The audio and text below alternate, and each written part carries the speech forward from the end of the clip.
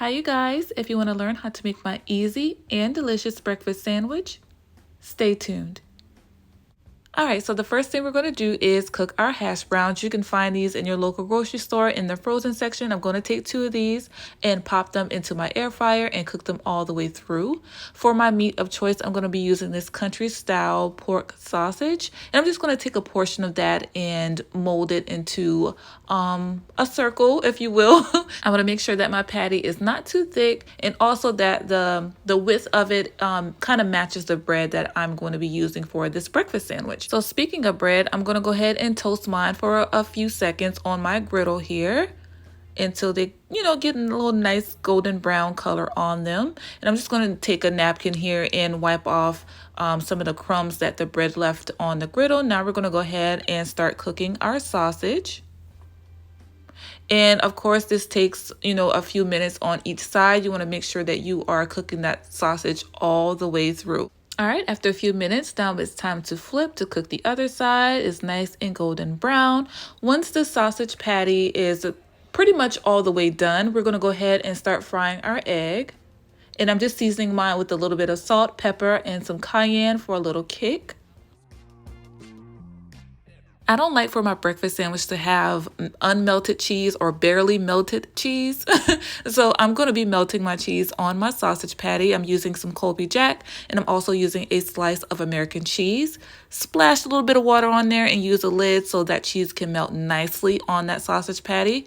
I'm going to go ahead and flip my egg and literally take it right off after a couple seconds because I don't like for my egg to be cooked all the way through. I like for it to be a little bit, just a tad bit runny in the middle. The cheese is nice and melted. Now it's time to assemble our sandwich.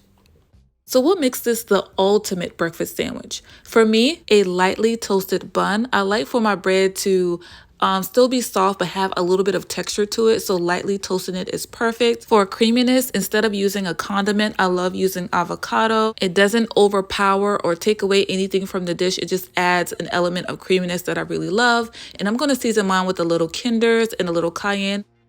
For some kick, I love spice in my food, especially if I'm cooking for myself. I tend to add it a lot more than when I'm cooking for my entire family. And now the hash browns, I love potatoes of any kind, so having this on a breakfast sandwich is just essential for me. And now my meat of choice, I chose the country style breakfast sausage. If I wasn't using sausage, I would probably use bacon, but I think the sausage holds up better when it comes to a breakfast sandwich. And of course, an egg, whether it's scrambled, poached, or fried. I love eggs. So it is also an essential breakfast item for me. So I have all of these things wrapped up in one sandwich. And you guys, I will tell you, it was absolutely delicious. And oh, I forgot the cheese, y'all. What's a breakfast sandwich without cheese? I have to have some type of cheese on my breakfast sandwich to make it complete. All right, so that is all the elements that makes an ultimate breakfast sandwich for me. Tell me in the comments below, what makes an ultimate breakfast sandwich for you? Are you super minimalistic and like a more simple sandwich? Or do you take a more complex approach and have a lot of different elements going on in your breakfast sandwich? Let me know in the comments below. Thank you guys so much for clicking and watching this video. If you did enjoy it, make sure you give me a thumbs up and even share it with a friend.